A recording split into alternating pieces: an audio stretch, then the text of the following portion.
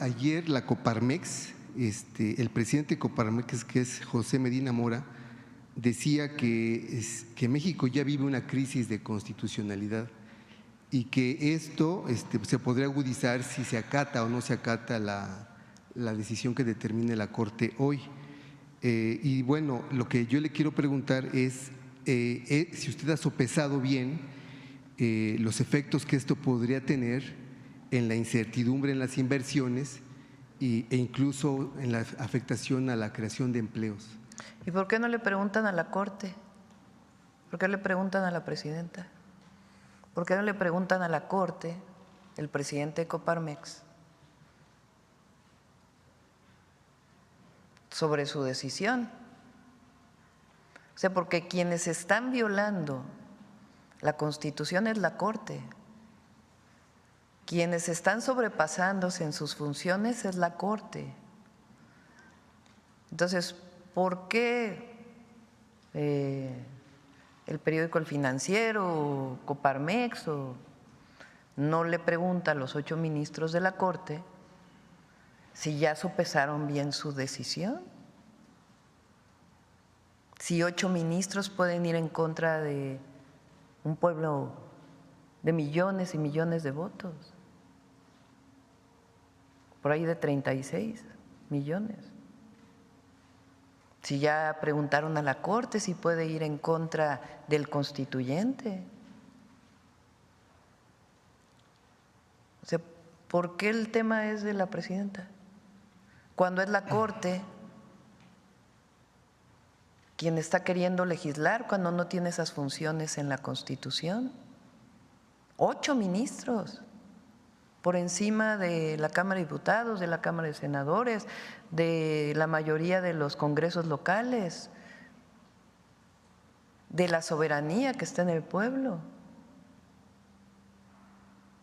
Entonces habría que preguntarle, habrá que dirigir este cuestionamiento a los 8 ministros de la Corte y ministras.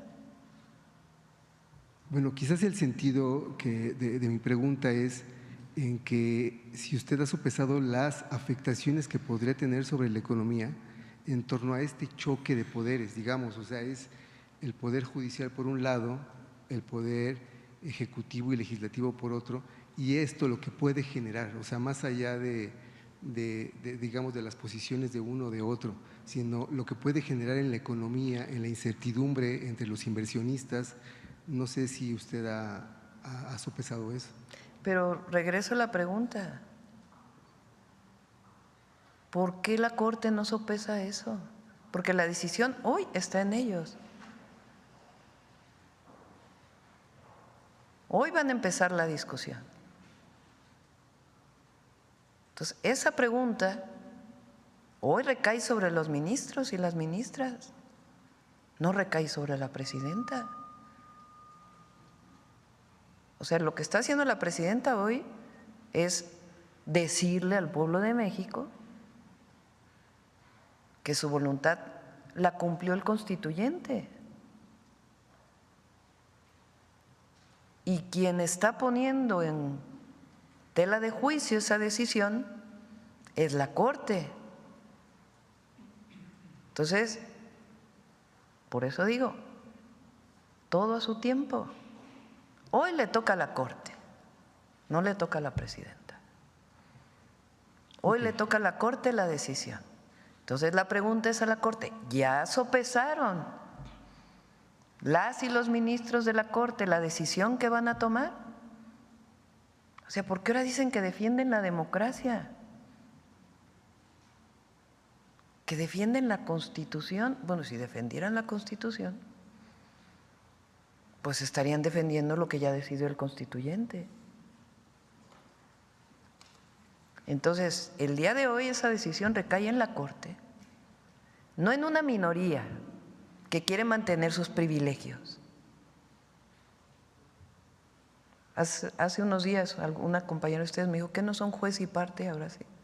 Pues por eso les presento este estudio. No es un estudio de un medio de comunicación, de los mismos que defienden hoy al Poder Judicial y que hace 6 años decían que se llamaba poder familiar de la Federación. ¿Qué ha cambiado?